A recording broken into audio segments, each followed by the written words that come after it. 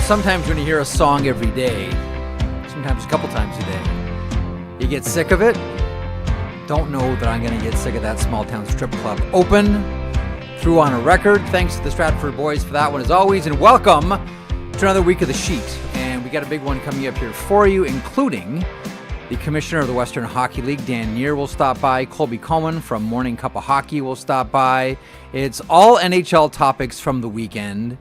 It is the big news from the Western Hockey League on the weekend. Just when you think there was big enough news in the WHL about Victory Plus and streaming games for free and not geo-blocked at all, the news today, the Penticton Vs are now a member of the Western Hockey League, and it looks like Chilliwack is on the horizon as well, which will eventually balloon the league to 24 teams. There are 20 in the OHL. There are 18 in the Quebec League. I know the OHL had plans to expand by two USHL teams who ended up going back to the United States Hockey League. And Quebec is still having a good look at the United States and expanding there. But we'll get to all these issues with Dan Neer coming up at the bottom of the hour. Colby Cohen, as I mentioned as well.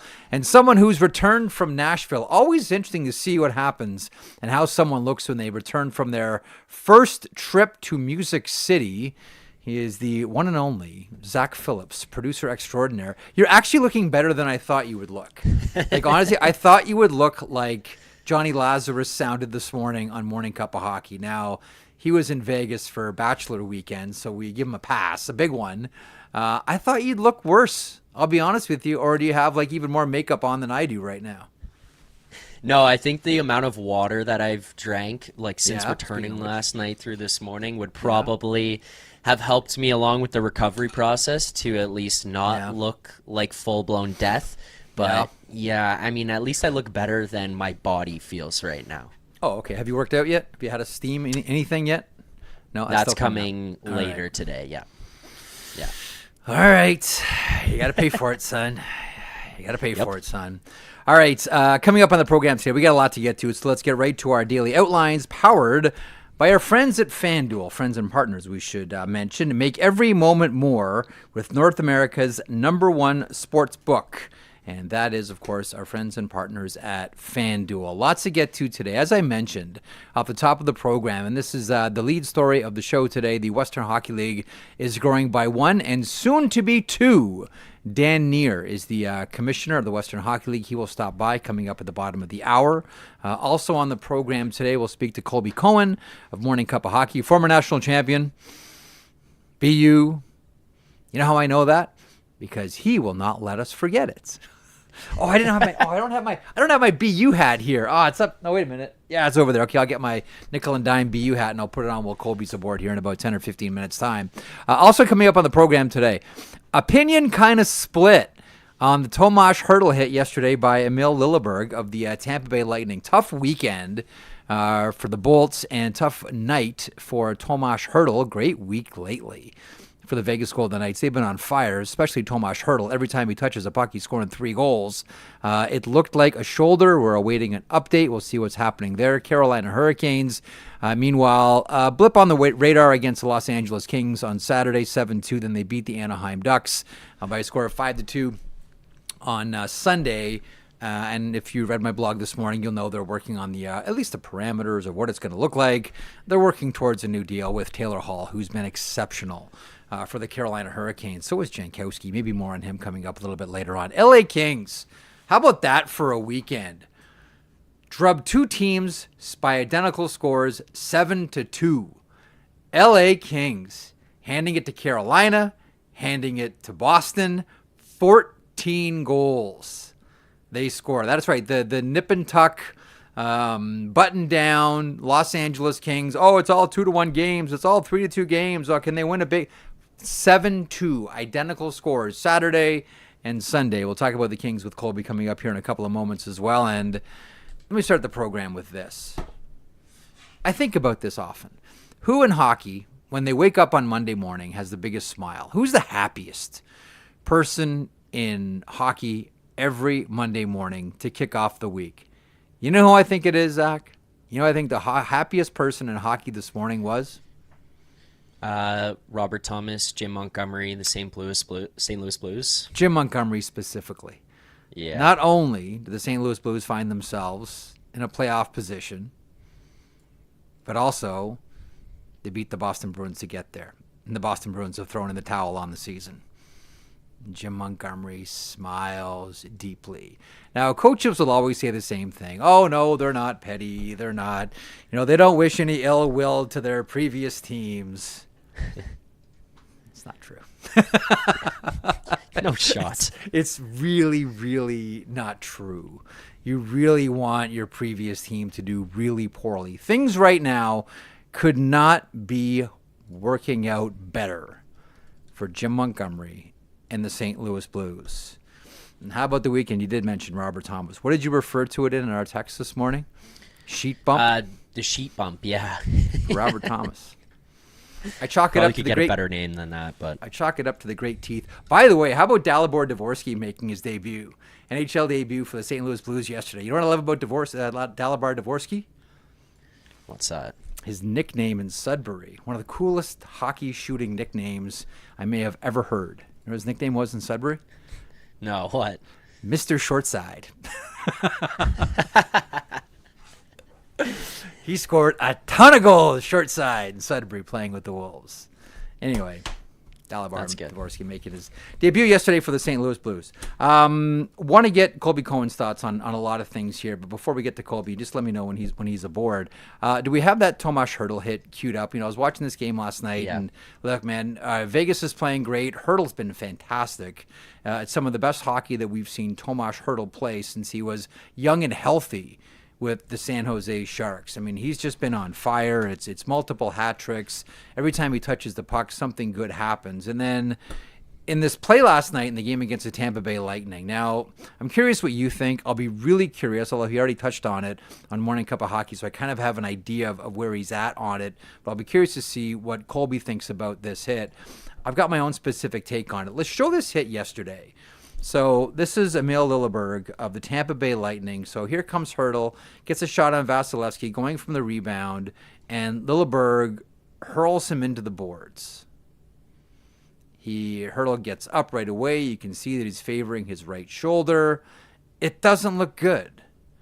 It looks awful, and not that you ever want to see anyone hurt, but man, that guy was playing great hockey. And if you know Hertl's career, he's been bumped before, and he's been paused before because of injuries when he's playing wonderful hockey, and that's where he found himself. And it just really hit a stride with the Vegas Golden Knights. Now, my thought on this one is, there's regular season hockey and then there's playoff hockey, and at a certain point, every team and all their players start to get themselves ready for what the playoffs are going to be like, and they start playing like that. Mm-hmm. That, to me, was a playoff play. I know you can look at it and say it's a dirty play. Some might say deserve the 5, 2's not enough. Like he got 2 for boarding on that one. I look at that as close to the playoffs. We're getting ready for the playoffs. That's the kind of hit you see in the playoffs. You know how players mentally prepare themselves when they go into the postseason sometime around January and start to get everything in order, get your routine in order, get your family life in order, all of it, and you start to change the way you play because the playoffs are on the horizon. My first thought was, am I watching the playoffs? Because I don't know that you make that hit in November, but you do make that hit this close to the playoffs. Let's get Colby Cohen involved here because he would know. He played. From Morning Cup of Hockey, former NHLer, our good friend Colby Cohen joins me on the sheet now. What do you make of my take of the Lilleberg hit there? That one looked to me like, in Lilleberg's mind, it's the first round of the playoffs. That's a hit you see in the playoffs. It's not a hit you're expecting in the regular season. First of all, Colby, thanks so much for joining me. And second of all, your thoughts on that flashpoint moment last night. Yeah. Hold on. I'm just making sure I have the right... I turned around, and there he was, gone. It's quite the freeze we had on you there too. Do you have me now? Kind of nifty. Yeah, we got you good. All right, we got you good. That was my fault. I was making sure I had the microphone correct. But I don't agree with you here. I really don't. And I'll tell you why, because it's such a vulnerable position. And sure, Yep. do you go out of your way a little bit more to finish hits in the playoffs? And that I have no problem with. But that's just such a bad, vulnerable hit. I mean, those are the types of plays, hit. Jeff, that could have catastrophic results. When a player's that far away from the boards and he's that off balance, maybe I'm a little sensitive to it, having had a great relationship with Travis Roy from my time in college and him always being around our teams. But those vulnerable plays when a guy's that far from the boards, and that, to me, it looked like he was pissed off because he didn't like the play before it. And it almost looked like it was a little retribution for, being frustrated with the previous play. I have a big problem with this hit, and I am usually on the other side saying, well, things happen quick in the NHL. It looks horrible in slow motion. Like, I usually take that side of these things, but it's really defenseless and really dangerous. Like, I really didn't like it. That's why I say it's a playoff hit. Like that, because we've seen this countless times. Prepare to be hit at all times when you're in the playoffs. And if you can get a licking on a guy, not only should you, but you have to. I mean, your coaches are telling you that. Like, you had a chance to get a lick in. Why didn't you do it?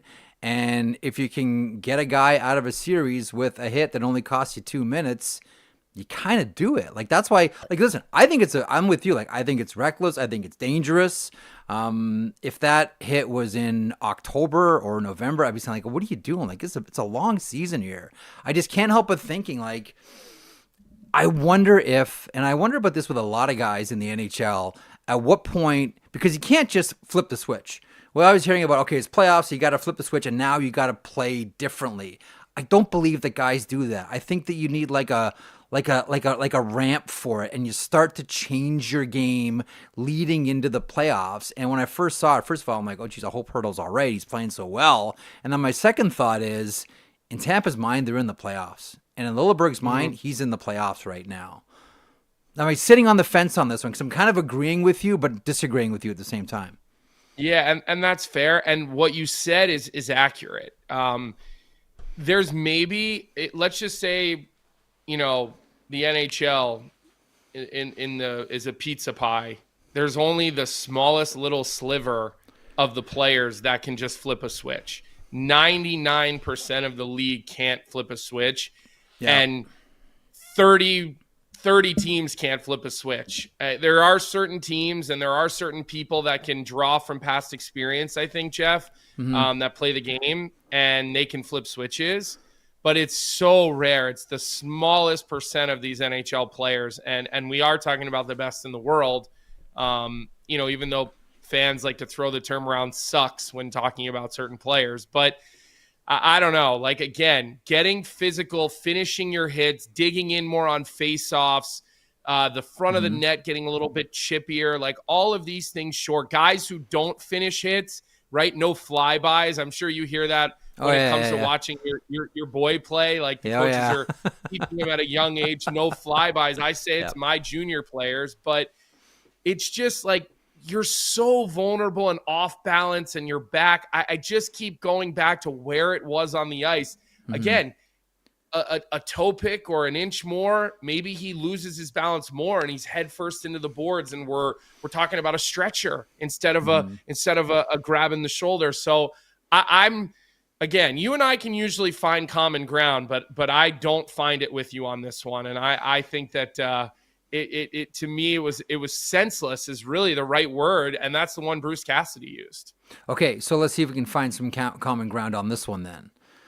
The Boston Bruins. Now, we've got this Nikita Zadorov clip. I'm not sure whether you've seen it. The Zadorov clip when he's asked about Jeremy Swayman attempting to fight Darcy Kuemper.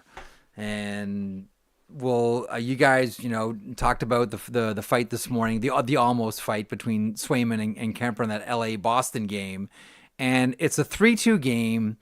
and they almost throw down at center ice. Kuemper leaves his mask on for some reason, but Swayman's ready. Swayman's ready to go. After the game, Nikita Zadorov is asked about the motivation. Are you happy to see, I'm not going to put words in a reporter's mouth, but it's essentially, are you happy to see your goaltender stand up for a player here? This is Nikita Zadorov's response to that. Do you guys appreciate that Jeremy stuck up for Lucinda out there? Is that what it is? Look like it. Okay. I don't know. No comment. Were you happy to see him stick up for a teammate, Rahush, who Kuemper kind of went at in front of the net? And Zadorov said, "Oh, is that what that was?" No comment. Like, your gut instinct is, and you guys spent a lot of time this morning with Kovacevic and with the New Jersey situation with Sheldon Keefe. The knee-jerk reaction is, okay, this must mean that at least Nikita Zadorov is done with the Jeremy Swayman act of trying to fight everybody. Not unlike the St. Louis Blues have been at various times with Jordan Binnington. But because that's a 3-2 game yesterday. And that happens, and then after that, he surrenders 4 goals, and the Los Angeles Kings just, spank the Boston Bruins. How did you see that situation, and do you have a thought on the Nikita Zadorov comment afterwards? Well, I'm reading it just like you are, and I hadn't seen that. I was a little bit immersed this weekend in conference tournaments, getting ready for the NCAA tournament selection show. So I did miss a little bit more NHL this weekend than I generally do, but I take that as I'm sick of this guy, or he's not doing it to stick up for a teammate. He's doing it because he wants attention, or he wants it to be about him. That's how I read the situation. I don't think that that's the right tact as a defenseman and a goaltender, because I think that there has to be good communication and a sort of a trusting relationship between defensive, especially, well-paid defensive players and well-paid goaltenders. Not saying everybody has to get along. I'm not sure I would have gone the public route with that if you're Zadorov, especially when Swayman's kind of been there as long as he has. He's pretty beloved from his teammates, from what I understand. I think the other thing is for Swayman, I think he's sick of losing. He's sick of getting shelled, probably sick of the way Nikita Zadorov plays. So I'm sure it was a lot of frustration in uncharted territory. He hasn't been on a bad team since he joined professional hockey. His teams in college weren't great at Maine, but these are competitive guys. They don't like to lose, but I did see the clip, and I saw the refs not let them fight and get up in between. I don't know. I'm not sure I would have done that if I was Nikita Zadorov. Like, I just think that his play has just been, to me, it's been completely underwhelming all season. I think it's an awful signing by Don Sweeney. And as much as usually I'm pretty supportive of the Boston Bruins, and I'm not someone who usually is on this fire Don Sweeney thing and this whole, I actually think if you zoom out, Don Sweeney's done a lot of really good things, and I know most people disagree, but that's okay. But yeah, I'm not a fan of a player like that. It's one thing if it's Brad Marchand, if he's still in that locker room. It's one thing if it's Charlie McAvoy. But I honestly, I don't know. Like, you're new to that team. You're new to that locker room. You're overpaid. You're underperforming. Geez, I don't know, Jeff. I'm not sure I like it. On the LA Kings side of things right now, what a weekend for LA. So they put up a 7 against Carolina. They put up a 7 against the Boston Bruins. This team that, all they can do is play 2-1 games. That's going to be they're going to play the Oilers in the opening round. Oilers are going to score 3 goals and the games are over. Oilers, by the way, without Connor McDavid and Leon Draisaitl for all 3 games this week. That announced earlier today. So that's bad times for the Oilers. I think if we're going to look for common ground, the one place where I think you and I can find something here together is, I know that the majority of people don't want to see LA and Edmonton play again, but I just don't know that the outcome is different this time around. I just don't know that Edmonton steamrolls them again. Like, this to me looks like a much different Los Angeles Kings team.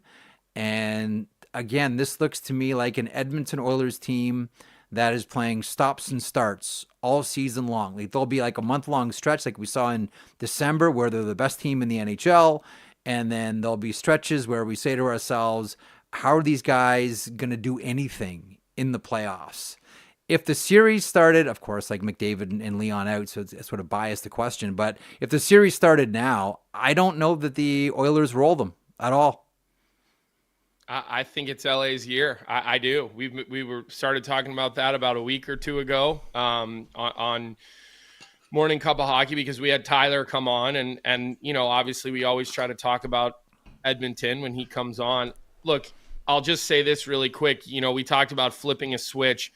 I don't see it as super alarming to not have those two guys right now, Jeff. And if anything, I'd rather see Draisaitl and McDavid. Let's just say it's an injury, but it's not crazy severe, and both guys are 75, 80%, could probably play if it's a playoff game. Why not just let those guys get to 100%? Because they are two of the players that can flip a switch. McDavid could flip a switch probably like nobody else can, even though he hasn't been as good. And we know the season Draisaitl's having. But I think the Kuzmenko deal gives them a little bit more offense, a little bit more scoring. I think people kind of looked the other way when that trade happened. And he was obviously kind of just a contract throw in on that first trade to Philadelphia. They just needed to, send his contract back the other way. And I don't think the Flyers were ever actually serious about him playing in Philadelphia. So, you get another guy who's dangerous around the net. It's also good to see Brandt Clarke getting some minutes. I mean, we talk about this team. This is a guy who brings a lot of offense. When he's playing and he's getting minutes, they spend less time defending because he just moves the puck around the ice with such ease. Like, I'm a huge Brandt Clarke fan in the way that he plays. I personally believe Rob Blake has completely – or maybe it's Hiller, not Blake. But I think that whole situation with Clark's been pretty mismanaged, right? And it seems like lately he's been, having a little bit more, let's call it rope, to go out and be himself and consistent minutes. He's been healthy a ton, and he still has more points than any other defenseman on the back end. I think he's a difference maker, and I don't think we talk about him enough. He's elite. I mean, following this guy, going back to his, I'm going to be that guy, Colby. Sorry, going back to I watched him in minor hockey playing with the Don Mills Flyers on that stud team with Brennan Othman and Shane Wright. Like, they were one of the best minor hockey teams I had ever seen, and many of us have ever seen. And then into the OHL, and then in through the Hockey Canada program, where there were a lot of times, as highly skilled as Brandt Clarke was and is, he had a hard time getting out of his own way. There's a lot of, I always try to tell my kids, like, get the easy stuff right. It's like an old Prof Galloway saying, like, get the easy stuff right. Show up on time, be respectful, like, be courteous, like, all these types of things. Like, that's the easy thing. I'm always like, guys, if you get the easy stuff right, then the hard stuff's easier to get right, because you're not getting stopped or speed bumped by the easy stuff. And for whatever reason, there were just so many times along the way where Brandt Clarke had a hard time getting the easy stuff. There was never any denying his skill. Guy's such a skilled player. And you always say, like, okay, you cross your fingers and say, okay, I hope this all comes together for him. Because I'm sure you've played with players, you've seen guys that are incredibly skilled and would have been so successful, but they just couldn't get out of their own way. And that was kind of the story about Brandt Clarke. There are two others on that blue line that I really love. And they're not as flashy as Brandt Clarke and aren't going to put up points and dominate the offensive zone. But Gavrikov and Anderson, you play defense. Like, these guys are high-end shut-down guys in LA zone. Like, I'm actually maybe in the minority, because I really do want to see LA and Edmonton face off against each other, because I do think it'll be different this time around. I opened the show by saying, do you have a thought on that one, by the way? Two thoughts, actually. As you know, okay. I always have a thought, or seven. First off, I'm jealous of the fact that you could just go over to Chestwood or Westwood Arena to a minor league GTHL game and see like four kids tonight in one game. I'm going to see Dom Mills. I'm going to see Dom Mills tonight. Like, Bane Pettinger's team. I go to Iceline and, to support a youth club of somebody I know, a parent, a kid, whatever. And I'm not watching kids who are going to play in the NHL one day. It's like, so that's pretty cool. Like, well, first, I'm hang like, on. yeah. First of all, that is by you mentioning, just so everyone knows here, like Westwood and Chesswood are two of the main GTHL arenas. So like that is an elite pull by you. Not to sound like the arrogant Canadian, but like, bravo, Colby. Like that was really impressive. Well, I spent my summers going to Dr. Shmushkin's camp at you Chesswood did? Arena. Oh, yeah. For years, wow. my dad would rent an apartment in Toronto, and we'd be at Dr. Shmushkin 8 hours a day doing the carousels and the springboards, and he'd be yelling at us in his Russian accent, telling us we were born by mistake. Oh, my God. Like, the best memories of skating with him as a kid. Like, and I'd spend a lot of time in Canada, so I know those rinks extremely well from my childhood. And then the other thing I wanted to say, Mikey Anderson always makes the next right play. Like, you brought him up. When I'm coaching my junior kids and my Ds, sometimes I'll be like, who do you like watching? And like, no player would ever tell me, oh, I want to play like Mikey Anderson. Like, no guy would ever say that. But I'll be like, hey, go watch his shifts on Instat. Mikey Anderson, he makes the right 5 to 8 foot pass 98% of the game. And then there's always one or two where he looks it off and he makes a bigger play, but 98% of the time he just makes the next right play. Yep. I know plenty of guys who would have had long careers, maybe even me, if I could have just been smart enough to make the next right play and not the next big play every shift. So, great memories for starters. So I appreciate you calling that out. And then, yeah, listen, Mikey Anderson was playing this way going back to his days at Minnesota Duluth, and give Scott Sandelin a ton of credit. He coached that kid hard, and he made that kid really dig into being that type of player, and he's had a phenomenal NHL career. Playing with Drew Doughty's going to help too, and played with Doughty for a while with Los Angeles, as we all know. Okay, before we close here, Dan Neer's on the horizon. Western Hockey League Commissioner, big day for the Western Hockey League. We'll get to that in a couple of seconds, but put on your Nostradamus hat. Give me the Colby Cohen crystal ball. How does the tournament go? Well, geez, I think Western Michigan. I'm riding the Pat. You've loved them for a while. You've loved them for a while. Train. Every year, I'm like riding them halfway through the year. And then they fall off at the end of every season. But this season, they never had the valley, and they just continue to go up. I think Alex Bump is a National Hockey League player. He's a 5th-round pick by the Flyers. To me, after Ryan Leonard and Zeev Buyum, he's the next most NHL-ready player in the NCAA. So I just love the way that team plays. They have a defenseman, this kid Hakkarainen. He never comes off the ice. They're big, they're fast. So I like Western Michigan this year. I think we're going to get a Denver BC National Championship rematch in the regional that I'm in Game 2, which I think is firework worthy. And look, people are upset at me in the state of Minnesota right now because I'm concerned. I think they're on upset alert against UMass in Game 1. So, look, I know we have a lot of Canadian fans that listen to this. NCAA hockey is more relevant, even in Canada now than ever, because a lot of your major junior kids are going to come and play in the NCAA, right? And so come on over, like the Memorial Cup is amazing. Like, you get that later. Come check out the NCAA tournament. It's going to probably be all over TSN over the next couple of weeks. Next year you'll start to see some of the kids you really know well coming to the NCAA tournament, playing for some of the schools. But I'm so excited, Jeff. Thanks for asking. This is like the most fun time of year for me, the NCAA tournament leading right into the NHL playoffs. Looking forward to it as always. You be good. Thanks as always for popping by.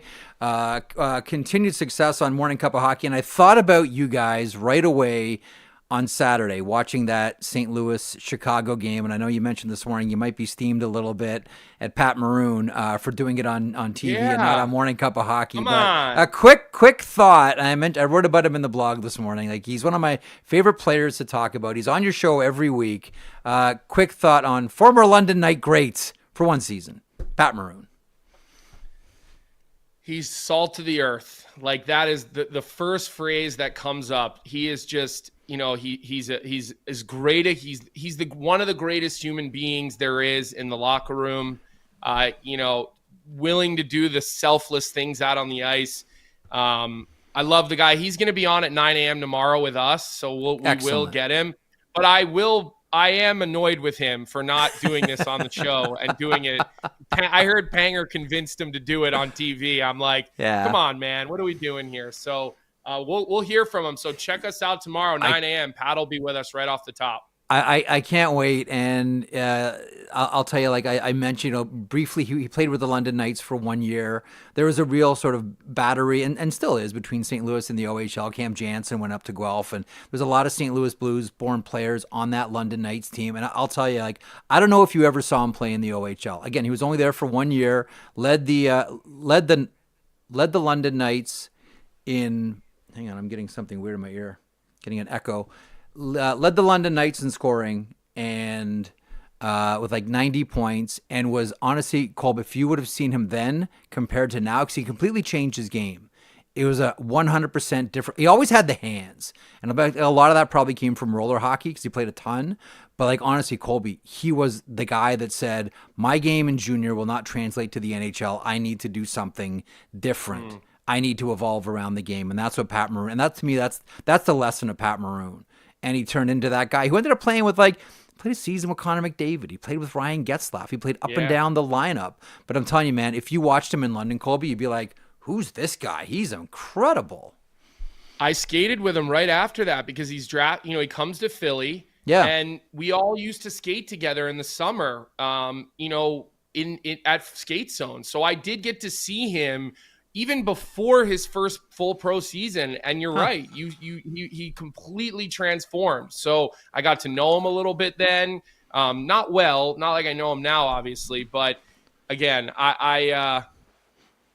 he is a guy that I'm glad he said he told everybody now, because I want him to be celebrated for the next 2 or 3 weeks or whatever we have of the regular season, 4 weeks, whatever the exact number is. I want him to go somewhere and be celebrated everywhere he goes. So anyways, I know you have somebody way more important than me coming up, which I'm looking forward to listening into. So cut me off here anytime. You need to kick me out. All right. We're gonna punt. You get to the rest of your day. Thanks as always for popping by. Looking forward to Pat Maroon tomorrow, 9 a.m. Eastern on Morning Cup of Hockey. Thanks, Colb. See you guys. There he is, Colby Cohen from Morning Cup of Hockey, along with Johnny Lazarus. Should be a daily stop for you, either live on YouTube, and if you're there, get in the chat, or listen to it in archive on YouTube, or watch it on archive on YouTube, and listen to the podcast as well at your favorite podcatcher. One thing about, and I threw this in the blog this morning too, one thing about Pat Maroon that I always do wonder about, there was that year where, of course, they won the Stanley Cup, and we focused so much on, Gloria and Craig Berube and Ryan O'Reilly, who was great, and that blue line where everybody was 8 feet tall, and Jordan Bennington. Jake Allen was great as a backup goaltender, like mimicking the movement patterns of Tuukka Rask in practice, so St. Louis Blues shooters could get a sense of what it was going to be like to play against the Boston Bruins. But earlier on in that season, it was like there was such a dark cloud around the St. Louis Blues. And those of you that were there for it, remember, like everybody was either getting fired, or everybody was getting traded, or everybody was getting waived. Jay Bouwmeester was getting waived. I remember because the game was in Toronto, and after the game he was like, Jay Bouwmeester was always like a really laid back kind of guy from the Western Hockey League. And I remember he was like really like sour to be blunt, and Pat Maroon was getting waived, and he was going to the American Hockey League. And I always wondered about Pat Maroon. If a guy like him gets waived, does he ever make his way back to the NHL? Because there are plenty of players like him who had been waived and sent to the American Hockey League and then never came back. Next thing you know, Pat Maroon wins 3 Stanley Cups in a row. Congrats on a great career. More on the St. Louis Blues on a different edition here of the program. In the meantime, want to turn our attention to the Western Hockey League. And what a weekend it was for the WHL. Just when you thought the Victory Plus announcement was going to be the big story coming out of the Western League, we now find out that the Penticton Vs are now a member of the WHL with Chilliwack on the horizon as that process has begun. Joining me now is the commissioner of the Western Hockey League. He is Dan Neer, and he joins me on the sheet. Dan, thanks so much for taking time today. Listen, I was talking at the top of the show about the great weekend the Los Angeles Kings had. 2 big wins, and they put up 14 goals. And I'm guessing in your early tenure as the commissioner of the Western Hockey League, this must feel like a pretty good weekend. Expansion and a great deal with Victory Plus. So take a bow. Hey, Jeff, thanks for having me. It's great to be on. Oh, I got a wicked echo here. See if Can't hear you. Oh, there we go. Got you now. Now we got you. Yeah, I've got a wicked. Okay, we're going to get Zach to sort you out there and get you back on. That was albeit briefly. That was Dan Neer, the commissioner of the Western Hockey League. We'll try to get Dan hooked up here. So the Western Hockey League announcing today officially that they're expanding. Penticton becomes a 23rd team in the WHL. This one had been whispered for a while. And there were a number of, it's premature. There's nothing going on. I don't know if it's going to happen. And Graham Fraser, who's the owner, who was a little bit emotional today at the press conference in Penticton, and understandably so, pulling the trigger on this deal with the Western Hockey League, and they will now join it next season. A lot of questions about how this expansion process is going to work, what an expansion draft is going to look like, what this means for the WHL, to say nothing of the announcement, which goes back to Friday, which we thought was going to be the big announcement of the weekend in junior hockey, and that was the deal with Victory Plus. Let's bring Dan back aboard as Zach's got him all queued up. Dan, thanks for hanging out here with us again. Hopefully we got all the audio squared away. The floor is yours. Congratulations. We'll start again. What a great weekend for the Western Hockey League. How about that? Yeah, well, I appreciate it. I should apologize that I didn't make it on Friday afternoon. I had a little. I think I know why. I think I know why now. Well, but we got a 2-for-1 today, and it's obviously been a few exciting days. Yeah. We can start where you want, but Victory Plus happened first. You want to do that? Sure. Yeah. Let's just so everybody understands, this is, and Anaheim Ducks fans are very familiar with Victory Plus. Dallas Stars fans certainly are as well. It's a very, quickly growing streaming service. All Western Hockey League games, starting with the Western Hockey League playoffs and into next year, and the regular season, will all be available for free. And the big one for a lot of people is not geo-blocked, not geo-restricted anywhere. And it's funny, Dan, when I first saw the announcement, the first thing I thought of, to be honest with you, was Napster. And what Napster taught us was just get people in the door. Just get people. The hardest thing right now in media in a lot of ways is trying to figure out where on the ladder or which rung do you monetize at, and what's good for marketing to bring them in, and at what point do you start to charge, etc. And what we're learning now is just get people in. And I looked at this and I said, what a great way for the Western League to get people in to have a look at what the offering is. Yeah, one thing I inherited that I think is beneficial to this is we don't have a plethora of regional broadcast deals that exist today. And so to the extent that it was a clean slate and you can go and negotiate something this broad, really gave us an opportunity to bring something material to fans. And so the idea of 700 plus regular season games being broadcast worldwide at no charge is something I think when I look back and our fans comment on social, they almost can't believe it, because we've been operating behind a paywall and a subscription model for a long time. Sure. And it served us well. It's a comfortable revenue stream that helps offset the cost of producing shows and so on and so forth. But I think the idea of saying, to your point, I never thought of a Napster reference on this, Jeff, but I think the idea of allowing fans to access free. the product more readily, free, it connects. And right now we play 68 games, 34 of them are away naturally, and they're really, aside from tuning in on a traditional radio or buying a subscription package, there's nothing in the middle that allows people to consume. And you know how young people are watching games right now. They're watching multiple screens. They're watching highlights. They're watching YouTube. So we did an experiment. It was called Wednesday Nights in the Dub. You know about it. We opened up access to the games on Wednesday nights, and we saw that fans were hungry for this. They were engaging. They were coming back. And so this is there's a couple things that happen here. One, you get to follow your own team more closely. And I think that's going to make you go to more games, bring your friends, be more interested in the players, buy merchandise, all those things. But then you're also going to say, holy moly, this run Gavin McKenna's been on, I need to watch McKenna play. And there's lots of people who don't buy the package right now that would like to see it. And we're not super well served by traditional media as it relates to night-to-night highlights. You have to go out and seek it. So the idea is, rather than making the fans come to us, we're trying to go to them a little bit. And I think it's good for the fans. I think it's an interesting experiment for the clubs. And I think in the long run, it has the potential to change how people consume sports media. Well, I'll tell you what, and this is like non-scientific. This is just sort of anecdotal within my family. I'm gonna sound like hockey dad here. So Dad, I've got a 2010 to 2012. So my oldest, my 2010 is getting right into junior hockey and minor hockey right now. We're gonna go watch OHL Cup games as soon as I'm done this show today. And so what he does, and he sends me stuff all the time. Like, it is a nonstop stream of clips of Landon Dupont. And it's nonstop, like, clips of Gavin McKenna. So it's like, it's going to sound like my youngest son now is sending all these clips to his old dad, who grew up watching, Bruce Dowie and the Toronto Marlies in the late 70s at Maple Leaf Gardens. But now, like, you're right, like, the way that this is all consumed is completely different. And he does, like, he'll have multiple screens, and a lot of it is grabbing stuff on his phone. Now, the one area where, and I hope I don't offend anybody here in the West, is the timing for this I look at as perfect.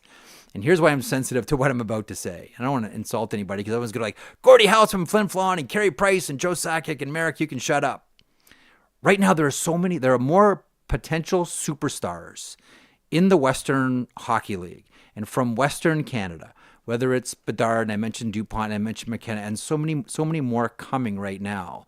Like, when I saw the announcement, Dan, I thought to myself, it's kind of perfect, because there's like all these future first overall draft picks that are all coming out of the Western League. If I'm Dan Neer, I want everybody to see all of them whenever they want. Yeah, I think we have to be in a position to deliver that to fans. And, it goes right down, even when you're at a game, the idea that people might want to be on their phone and take in what just happened in the intermission, figure out what's going on around the league. But the idea of showcasing the star power, like McQueen and Brandon scored a goal between his legs the other day. And, most people won't see that unless they're dialed in on our social. But creating a content factory, a content hub, I was talking to my kids about this, and I have two 2011s and a 2010, if we want to talk hockey terms. and the Regina Pats are doing some really interesting shorts on YouTube. Yes. But guess what? Nobody will ever see it, because you have to go and actively seek it out. The idea of having a hub where people can cycle through content, and it might be something about the game day experience. It might be a story about the equipment manager and how he changes steel on player skates between periods. It doesn't matter what it is. People are hungry to learn the stories behind the stories. Listen, I'm a gear geek, and so are my kids. So, like, just bring that stuff on all day long. Okay, Penticton V's, like, this has been whispered out there for a while. Every now and then the story erupts. Like, I'll get a text from someone, it's happening next week. Oh, okay, well, maybe it wasn't next. Oh, no, this is definitely happening. Or no, it's definitely off. No, like, this has been sort of this, from our point of view, from this side of the microphone, this has kind of been a story that's been whispered for a while. In your mind, why is this the right time, and how did this all come together? Well, first of all, these things take time, right? And this took a lot less time than a typical move like this would. And the junior hockey landscape shifted massively when the NCAA rule changed. Yeah. And, we had operated in a traditional environment where there's a tension. At 15 years old, you're choosing major junior or you're choosing NCAA, and you're going to play in some other junior league until you get there. Now that friction is gone. And every best player in the West should be, if they want to go to the National Hockey League, if they want to play youth sports, if they want to play minor pro in Europe, NCAA, wherever they want to go, all roads ought to lead through the Western Hockey League. And this was an opportunity for us to anticipate what we think is going to happen around the player pool, around player movement. We've just developed a really strong alliance with Hockey Canada called the Western Canadian Development Model that aligns with the Junior A leagues in the 4 Western provinces. And we're in a really good position to have a really complete and thorough development environment. So as more high-end kids come into our league, it'll be more competitive. As players they can play U18 AAA. They can play Junior A wherever their kind of development path leads them. And the idea of adding Penticton to us, it's a historic brand and hockey franchise. It's in the South Okanagan, which is a great territory for us with proximity to the other BC Division teams. And, it just all made sense for us. And so we're excited to be here today. We just did a local press conference, had fantastic turnout, and we're off to the races for next season. Did you talk at all, and forgive me because I wasn't able to see the press conference, was putting the show together here.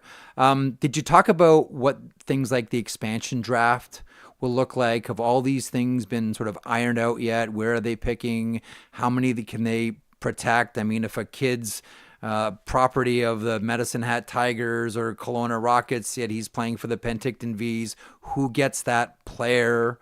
Have you sorted all of this out as well? Yeah, and I'll probably botch some of the technical stuff, so I'm not going to go crazy deep into it, but I will say, so if a player is from the East, then that player would either stay in the BCHL with another club, or they would go to Ontario or to Quebec if they were to play major junior.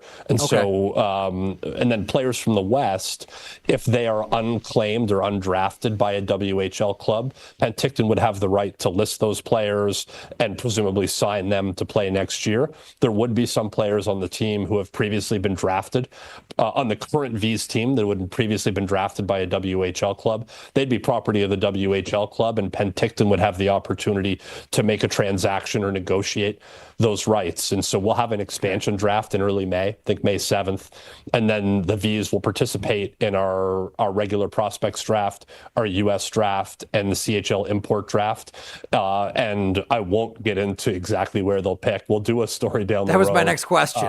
For everyone who wants to know how we did it. But what I'll tell you, after watching the NHL and what they've been through, and that combined with the NCAA changes, there's a lot of anxiety because people think there's going to be a little more roster volatility in major junior than there has been in the past.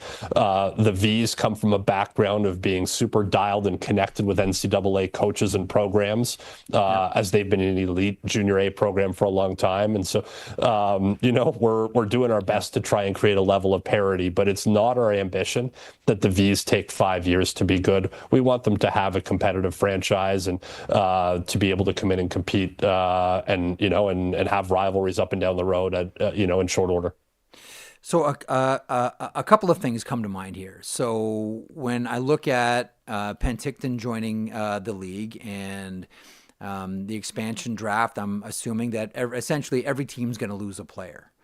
Do you think that could be or will be offset by an influx of American-born players into the league that may end up going to play NCAA hockey, and they're choosing the Western Hockey League pathway to get there? Yeah, we spent so much time trying to triangulate that and figure out how many ins, how many outs, Americans coming our way. But I do think there's a likelihood that there's a grouping of players, whether they're Canadian players who chose the NCAA path or American players. We're going to have to get used to the idea of players with NCAA commits showing up in our league. Yep. And so, imagine a territory like Minnesota, where historically it's you finish high school, you've got to commit, you go play in the USHL as your bridge to whenever you happen to be ready to play college hockey. I think that's an example of one where I think more Minnesota kids are going to be interested in playing in the Western Hockey League. I have no idea how many, but to the general question you've got about the offset, adding a 25-player roster, do we see 25 new players come into the league of comparable or high-end talent? You better believe I think that, or we wouldn't be doing this. The other thing that I wonder about as well, and this is something that I don't know I've seen any of the commissioners certainly comment on. And again, all of this is, I understand, Dan, that all of this is hypothetical, but that's all that any of us have right now because we don't know how this is going to work. Nobody does. And no one knows what the NHL is going to come in and say, okay, you're going to do this and you're going to do that. We just don't know. But what I am curious about is, let's say a player decides to leave the Western League, the OHL, the Quebec Maritime Junior League, and goes and plays for a month at a random U.S. college, decides that, you know what, I'm getting health bombed, I'm playing, minutes that really aren't helping me at all.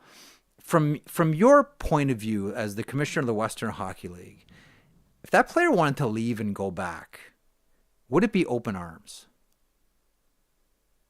From our standpoint, it would be. We have to adapt our process and our regulations to deal with a situation like that. But to the point you made, and I know that there's some various folks on social media that think that it's some degree of posturing or being argumentative. There's just a lot of unknowns. And I know that a lot of players are now aspiring to make NCAA part of their journey, whether they'll have a guaranteed place in the top six or on special teams, whether they're eligible to earn NIL money while they're on an F1 student visa, whether the transfer portal will affect them. Like, all of these things are unknown. So whether it's partway through a season or someone that decided to leave major junior early and try and pursue an NCAA run and wants to come back, what I can tell you is we're in a position to accommodate it, and we will accommodate it. We probably need to address some of those regulations. But as it relates to ensuring that there's a healthy balance around what we contribute to the athletes, such as the scholarship earnings and so on and so forth, those are all things that'll be important because, we make a significant investment in player development as it relates to the costs we incur for a player to be part of our league and to prepare them for the next level of hockey. The idea that some players will elect to leave and we'll allow them to leave. We're not going to try and force them to play somewhere they don't play. But we'll have to have conversations about implications as it relates to scholarship accrual and those types of things, because those are hard costs in addition to our player development costs.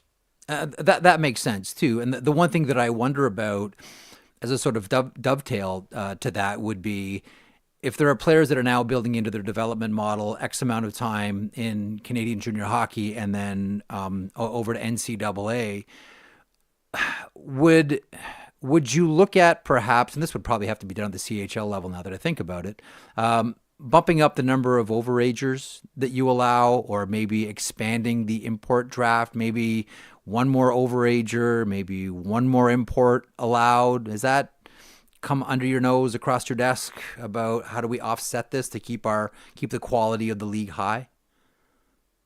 There's a ton of speculation right now, and that's all it is right now, is speculation, and that we don't have all of the answers on who's coming, who's going, how the changes are going to impact us. I think we're better off in the end, but I'll address the question. We're talking about all of those things. Some are more serious than others as far as whether it's something we're bringing and thinking about negotiating or voting. But to your point, some of those are CHL matters as it relates to trying to maintain some level of parity when we compete together for the Memorial Cup. Speaking of Memorial Cup, one of the things that someone mentioned to me was, and I was there when the Oil Kings won in London. It was a great game against Guelph, but we haven't seen the Memorial Cup won by the Western League in some time. And one of the things that's been pointed at is the league's too big, and now it's expanding, and the Quebec League's got 18, but they want to grow. And listen, I think if everything worked out for the OHL, they'd be at 22 right now. But how much in the back of everyone's mind in the Western League is like, okay, we need to create an environment where we can get back to winning this thing consistently? For being competitive, the Memorial Cup's important.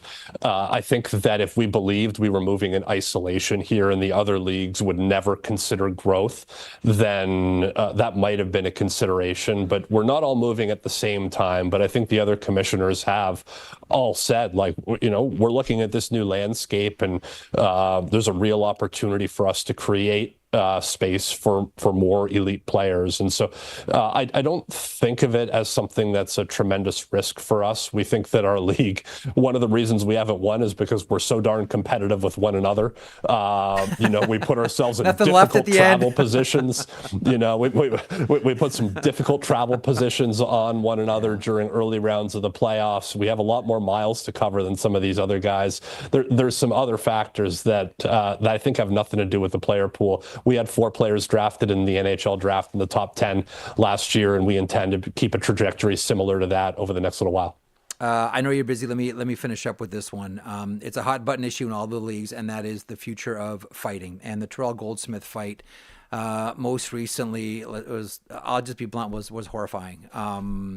My stance on fighting has evolved over the years. I'm fine with it at the pro level. That's professional hockey. As I grow older, and maybe it's just a byproduct of age or being a parent, and I'm aware of that too. I really don't have much time for it at the youth level, at the junior hockey level, and I do, like many people, wonder about the future of it in junior hockey. Do you have a thought on that? Well, what I would say is obviously the Goldsmith incident was one that was scary. It was horrifying. Yep. I reached out to Terrell, and he and I had a conversation about it. He's doing well. He's back home with his family in Vancouver and recovering. What I'll tell you is our fight stats show that over the past 10 years or so, and I don't have the exact data, it's gone down by about 50%. I can tell you we have regulations for different things like multiple fight situations, so more than one fight breaking out at the same time. We have regulations for goalie fights. We have regulations for staged fights, which, by the way, this was, and so this would have earned both players a game misconduct, if not more. We're attuned to the situation. We're preparing players to play in the National Hockey League. We're that very last step, and we do look to create a game that mirrors that as closely as possible. But whether it's checks to the head, checks from behind, slew foots, fights, concussion stats, we spend a lot of time talking about player safety, and we'll do that again in this offseason to ensure that we're doing everything possible to keep the players safe. I didn't ask you about Chilliwack. Let me close on that. It's a big day for Penticton. Chilliwack on the horizon as well. Just to put a bow on it, this was as a friend. First of all, thank you so much for stopping by and answering very honestly everything that I've thrown at you, which is probably just more than just expansion and Victory Plus, and I appreciate that. Quick thought on Chilliwack on the horizon as well. Yeah, we're excited, and we're going to make this kind of second wave of the local announcement tomorrow. But the Board of Governors has identified the opportunity to go through a franchise application process in Chilliwack. So as you know, we were there for a number of years, and the WHL moved out. And so I've spent a lot of time with the city, with the councilors, to talk about, we think now's the time. We think that perhaps we made a mistake in leaving there, and it's time to make amends for that. And so we're going to invite potential ownership groups to submit an application and to be considered to own a team in Chilliwack for the 26-27 season. And so we're launching that process today and tomorrow, and hopefully over the next few months we'll identify an opportunity to add yet another team and to grow the BC division by one and to bring hockey back in a rightful form to Chilliwack. I was encouraged to ask you about an idea from someone with us here. Any chance we see, considering how historic this league is, I'll close on this. I appreciate your time. Any chance we ever see reverse retro nights in the Western Hockey League with some great old WHL jerseys? It's funny. We had talked about this when I was at Adidas, and I'm passionate about this stuff. And what I've found in my first 15 months or so is anytime I come up with stuff related to uniforms, merchandising, licensing, I get a few eye rolls because I was like, oh, Mr. Know-It-All. So I try and stay a little distance from that. But we are having some good conversations about that. You should have a look at what a couple of the clubs are doing. I have. Because some just of them are like great. in the NHL. Yeah. Yeah, like the Slew Sharks, and there's some other mystical teams or manufactured team names and logos that have been going on. And so it's already kind of happening. All we need to do, Jeff, is get everybody to do it, tell the story at the same time and amplify it. Now we've got a platform to do it, Victory Plus, show the story behind the story. Awesome. And honestly, it would be great. I just got too many fish to fry. I'm trying to add teams, trying to deal with these NCAA regulations. We'll get reverse retro down the road. I know. Here I am. Like it's like the biggest moment in like the history of the CHL where everything is all up in the air in transition. And here's this goofy host Dan asking you about, well, can we see some old Medicine Hat Tigers jerseys? But thanks so much for stopping by. Much appreciated. Congratulations on not just Victory Plus, but certainly Penticton and On the Horizon Chilliwack. It's a wonderful time for the Western League. Congratulations. Thanks so much for joining me today. Thanks, Jeff. There he is, Dan Neer, the commissioner of the Western Hockey League, and that was probably more than he bargained for. I don't know. I just start talking. I always appreciate and I'm sensitive to the amount of work that these commissioners have to do, and I'll tell you, Zach, I always appreciate when any of the commissioners make time. But on a day like this, where the Western Hockey League grows by one and soon to be two. It's a pretty big deal. And we've talked a lot about the development model and what this is going to mean for U.S.-born players, what this is going to mean for all three CHL leagues, what it's going to mean for the USHL, what's going to mean for college hockey, et cetera, et cetera. And at the end of all of it right now, you know what the real answer is? Don't know.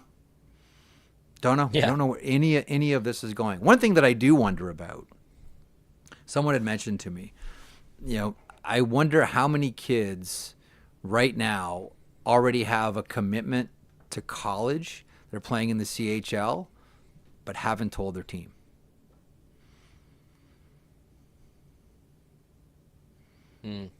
Like, would it be 50?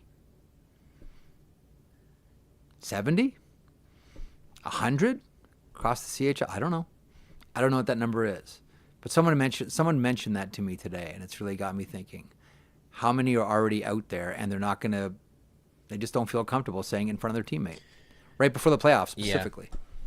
Don't know. Yeah. Oh, no, don't worry about it. I won't be here next year. Yeah.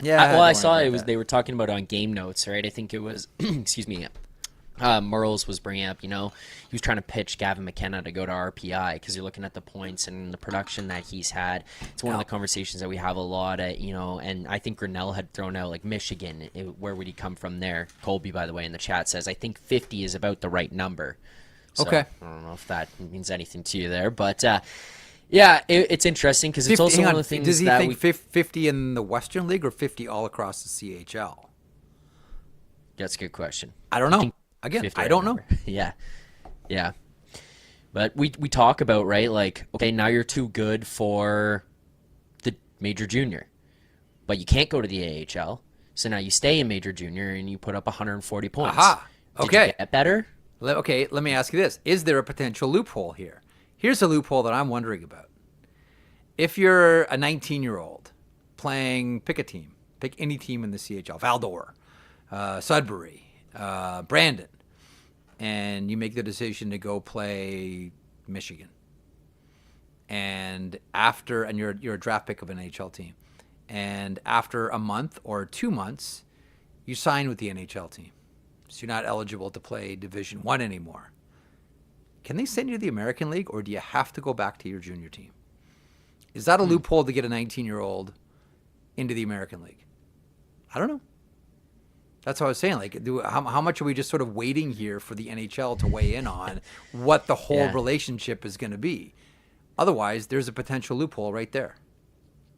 Right. Well, this also changes like that waiting period, right? Because there's a different one with there's a difference with the OHL players or CHL players, sorry, You and have the two. NCAA players. You have 2 years to sign up to a contract if they're drafted out of the CHL, and it's there's 4 3. for college. Oh, four. Now, okay. are they going to saw Yeah. that? Do they want to make those the same? Do they just saw it off at 3? Am I being overly simplistic about that? I don't know.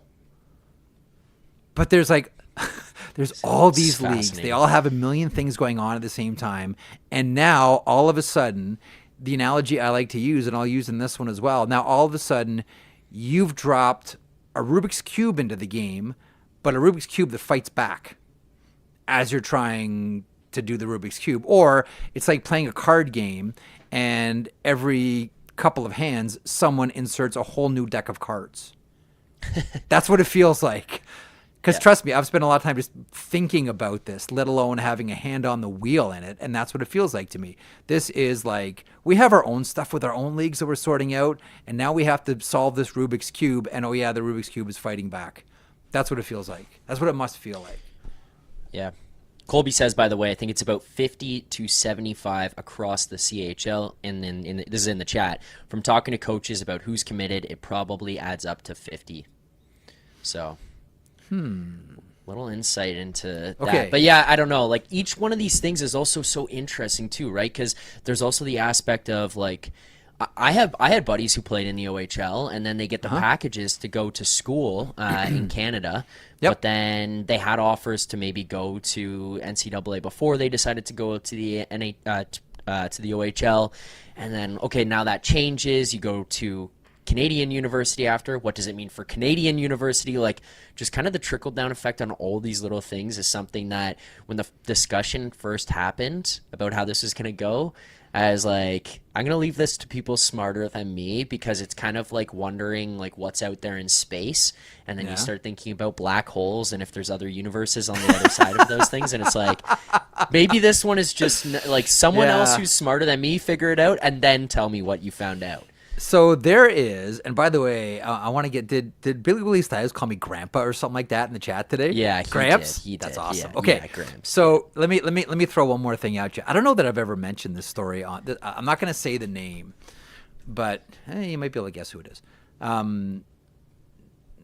wonder if this could be used as a way to keep players in the CHL longer than they might have, instead of just choosing a default to go right away to NCAA. There was one player who, that we all know, trust me, you know this player, who was offered, who told his CHL team, he said, I will entertain the idea of staying in the CHL, or rather going to the CHL, instead of going the college route, if you can transfer what my education package would be to my sibling. Transferable education packages to lure hockey players to stay in the CHL. There was one player who you all know who tried to do that. And was greeted with, oh, well, we can't do that. Right. But isn't the idea of, well, we can't do that kind of out the window for all this stuff now? Because everybody's rewriting the rules. I don't know. Just lob it out there. Yeah. Put it out there. That's all I can do. That's all Gramps can do there, Big Willie Styles. That's all Grandpa Jeff can do from watching junior hockey since the late 70s. All I can do. Well, Jeff, the other thing that I was fixing, who has brothers? Big Willie says Daniel Sprong. No, I did watch Daniel other Sprong thing, in Charlottetown. Boy, was he ever good. Oh, man, could he shoot. Oh. The other thing that I Grandson start to 18th. wonder is, like, how now do these teams, Yes. you might actually have an answer for this, but how do these teams start to prepare for, like, is this a rivalry between CHL and NCAA, or do they work in simpatico here to make sure that players are ready and to go over to the next one? That is a great question. You know Right? what? 'Cause- Here, hang on. Let me throw one more. Again, here's a Rubik's Cube that fights back, because there's another factor in all of this. There's another major factor in all of this. that we're not talking about at all, and that is the agents. Yeah.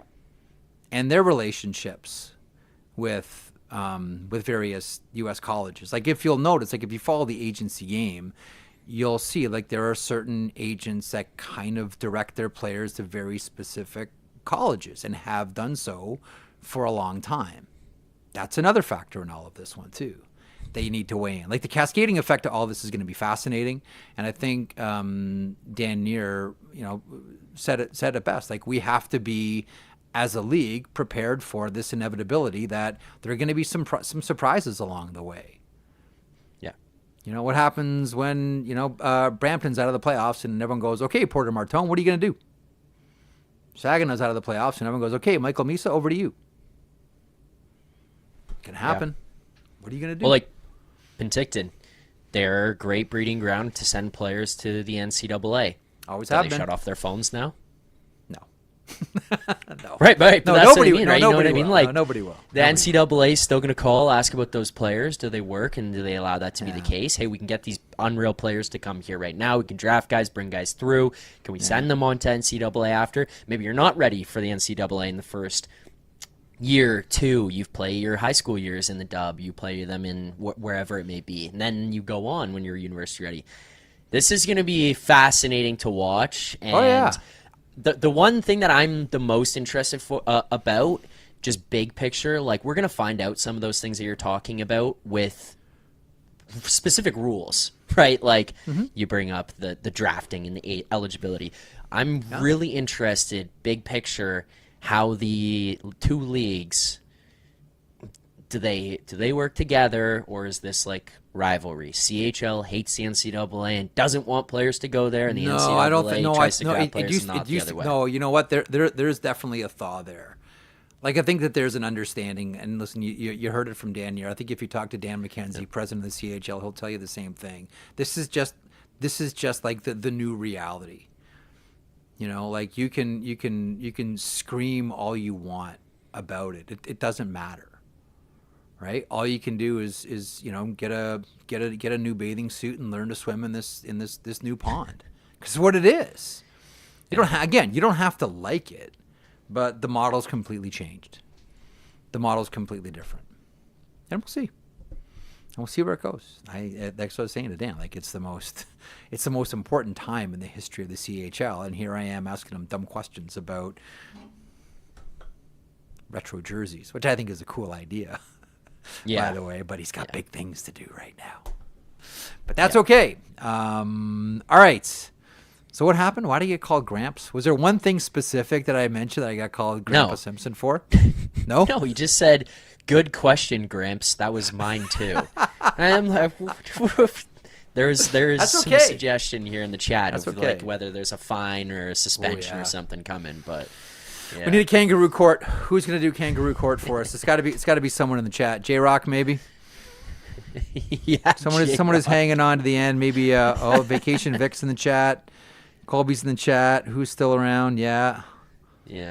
Colton Davies. We did meet up with John Benkert, by the way. Oh, how'd it go? Yeah, it was great. We got to see him. Vic and I got to meet him on Friday night, I believe it was. So, met up with him at the Leafs Morning Take afternoon show, and then we ended up going out to the bar with him after. So, a lot of fun. Excellent.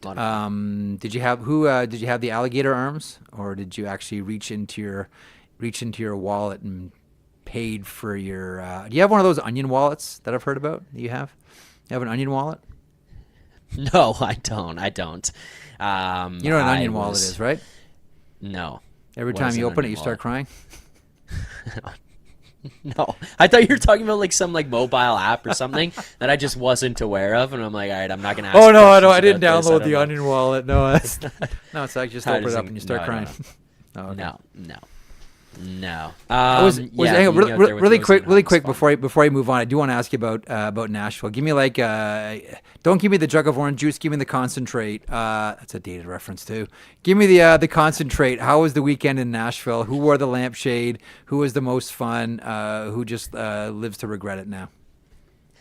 I don't know if anybody lives to regret it. I think everyone had an unreal time. That was my first time in Nashville. It's great. It's awesome. Heaven to me. Yeah, Like, Nashville's people always fantastic. talk about how unreal Vegas is. No, Nashville was the place I wanted to be. I loved it. Are you surprised then that more and more players are choosing after their careers to settle in Nashville? Because I'm not. Players will No, love Jeff, I'm ready to go to Nashville and start Preds Nation. Like, producer Vic and I are going to be living there and going to the Strip every day. Producer Vic was my MVP, by the way. That's who I would give the MVP of the trip to. Yeah, okay. I've got to hang out with him a few times in Toronto, but being out there with him was a lot of fun. I mean, the only thing that I could have just possibly knocked on was the fact that Vic changed to a Preds fan the second things started to turn sour on the Maple Leafs. This guy's high-fiving Preds fans. He's got the rally towel going. Like, what are we doing? We're just sitting there, all of us, watching the game, and then all of a sudden it's like Nashville scores. The people behind us are going nuts, and Vic's got the rally towel. Like, sit down. Sit down now. But yeah, no, a lot of fun. That was great. one of the coolest places I've ever been to. The weather was great. I mean, I can't wait for the nation vacation with the Leafs group next year.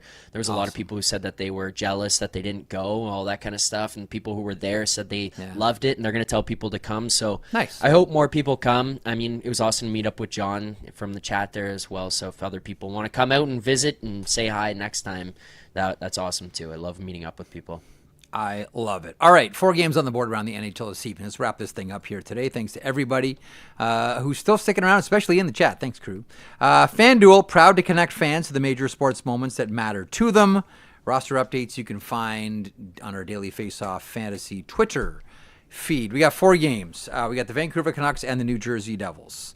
Vancouver coming off a 5-2 loss at the hands of JT Miller with the empty net goal on Saturday. I'm not sure if you were coherent enough to watch that game or check out the highlights, but he was hitting dudes.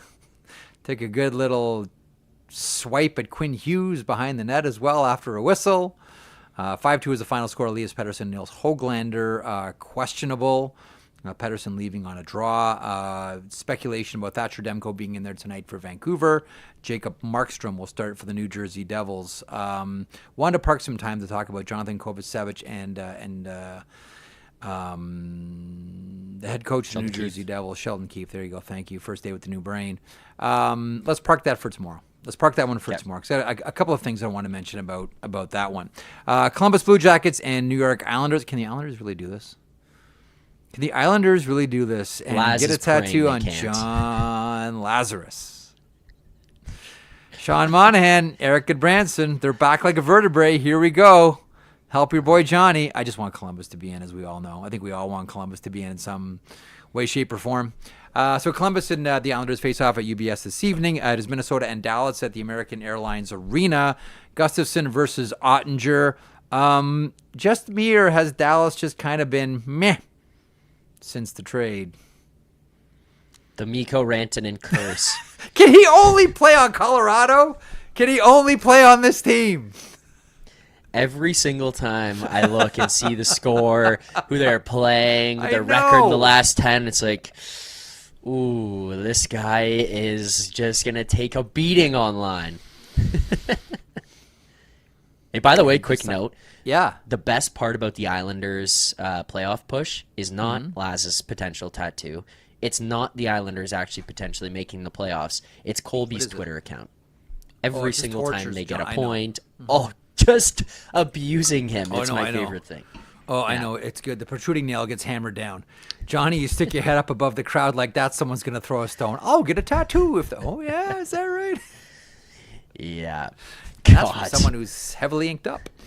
Detroit and Utah tonight at the Delta Center. Karel Vejmelka gets a start there for Utah's. And that is your games. Those are, rather, your games tonight. I am off to Scotia Pond.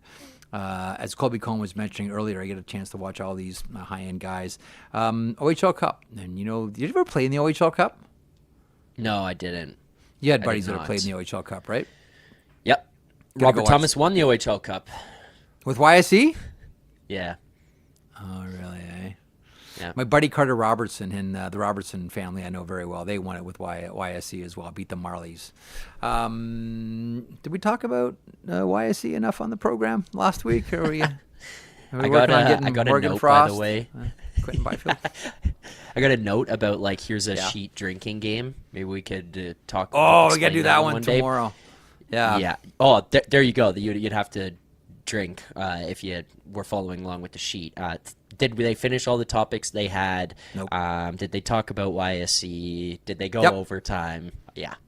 Yeah, we went. Yeah, we're. Yeah. Oh, jeez, we did too. All right, I got to get to the pond. All right, thanks to everyone who joined me on the program here today, and welcome back, Zach, and welcome back everybody from Nashville, Jay Rosehill, and producer Vic, and who else? They call Berga. Carter Hutton. See that everybody. Carter Hutton should mention as well. He's back home and safe. Is he all right? Did anyone damage themselves at all on the weekend, or does everybody have all of their faculties accounted for? Everyone's good. Everyone's good. The end of the first After Dark show on the Thursday night, we basically went from Alberga being like, who cares? Game by game, doesn't matter. End of the show was, why can't this team win? I just want this team to win once in my life. So that was like the closest we got to just anybody going over the edge. Jeez. All right. We're back at it tomorrow. Greg Wyshynski stops by from ESPN. It is, after all, Tuesday. Thanks to Dan Neer, the commissioner of the Western Hockey League. Congratulations to that league for a couple of things. One, growing by 1, and then next year 2. Welcome the Penticton Vs to the Western Hockey League, and next year Chilliwack. And congratulations on the Victory Plus deal. That is a home run for everybody involved, most specifically fans. And thanks to Colby Cohen from Morning Cup of Hockey for stopping by. Don't forget, Pat Maroon kicks off their show tomorrow. You should be watching and listening every day. Tomorrow, extra special reasons after Pat Maroon announces that this will be his final season, saying that to Darren Pang in the Chicago-St. Louis Blues game on Saturday. So Maroon on the show tomorrow, Morning Cup of Hockey, 9 o'clock Eastern. We're back 3 o'clock Eastern for the sheet. Thanks for joining us. We'll talk to you tomorrow.